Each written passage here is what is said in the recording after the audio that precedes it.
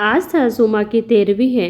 मेहमानों के बीच उदासी ओढ़कर नकली आंसू बहाते हुए बहू संजना अब उकता गई थी। एक ननद को छोड़कर बाकी सभी मेहमान जा चुके थे। अब उसे इंतजार था सास की विरासत में छोड़ी हुई चीज़ें देखने का। उनकी अलमारी की चाबी की जानकारी केवल ननद मीना को ही थी। उसने सबके सामने अलमारी खोली। सामने ही लॉकर की चाबी और एक कागज़ का पुर्जा पड़ा था। मीना ने माँ का लिखा हुआ संदेशा पढ़ा। माँ ने अपने जेवर इकलौती पोती और बेटी के नाम किए थे। कैश रुपयों पर बेटे का अधिकार था।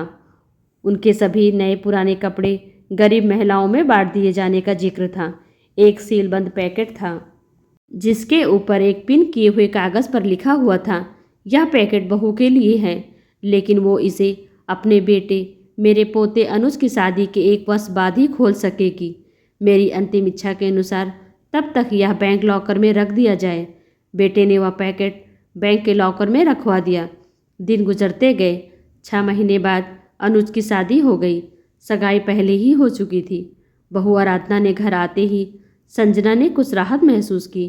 अब वो अपना ध्यान अपने पति और अपने स्वास्थ्य पर ही देना चाहती थी। वह बात बात पर बहू को निर्देश देती, लेकिन आराधना उसके कहे को एक कान से सुनकर दूसरे कान से झटक देती। सास की कही हर बात का उल्टा जवाब देती। धीरे धीरे उसने सास को रसोई से बेदखल कर दिया। समय गुजरता रहा और संजना हालात से समझौता करती गई। अब पुराना संयुक्त परिवारों का जमाना नहीं रहा जब सास बहू पर हावी हुआ करती थी। आज की बहुएं सास को अच्छा होने का मौका ही नहीं देती, बल्कि एक ऐसा माहौल पैदा कर देती हैं जिससे उसे बुरा साबित किया जा सके और मौका मिलते ही पति को लेकर उड़ जाती हैं। गई सदी के इतिहास के वे पन्ने जब सास बहू पर हावी हुआ करती थी, आज की बहुओं ने फाड़कर फेंक ही दिए हैं। सास कितनी भी पढ़ी लिखी सुलझे विचारों की महिला थी और पुराने विचारों की सास से मिले हुए कष्टों को भूलकर संजना को हर तरह की सुविधाएं, सहयोग और प्यार देकर सास के नाम पर लगे कैलेंडर पर उसकी निगाह पड़ गई। 2 दिन बाद ही बहू बेटे की शादी की पहली वर्षगांठ है। सास की वसीयत के अनुसार 1 साल पूरा हो चुका था।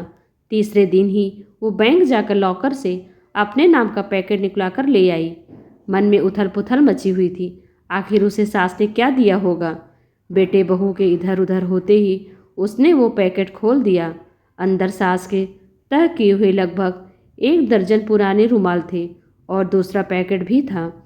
अचानक देखकर उसकी आंखें एक सवाल लिए सिकुड़ गईं। साथ ही पिन किए हुए कागज़ पर लिखे शब्द पढ़ने लगी। बहू, ये वे रुमाल हैं जिनसे मैं बेटे का विवाह होने के 1 साल बाद से मृत्यु पर्यंत आंसू पोंछती रही। पढ़कर उसकी आंखों से अविरल आंसू बहने लगे। रोते रोते उसने दूसरा पैकेट खोला। उसमें उतने ही बिल्कुल नए रुमाल थे और वैसा ही कागज़ का टुकड़ा पिन किया हुआ था।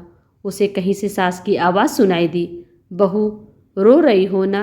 ये रुमाल तुम्हें अपनी अंतिम सांस तक आंसू पोंछने के काम आएंगे। और उसने एक रुमाल उठाकर अपने आंसू पोंछ लिए। हम क्यों भूल जाते हैं, अगर हम आज किसी के साथ गलत कर रहे हैं तो कल वही हमारे साथ भी वापस आएगा और हम कल को हमें भी सास बनना है।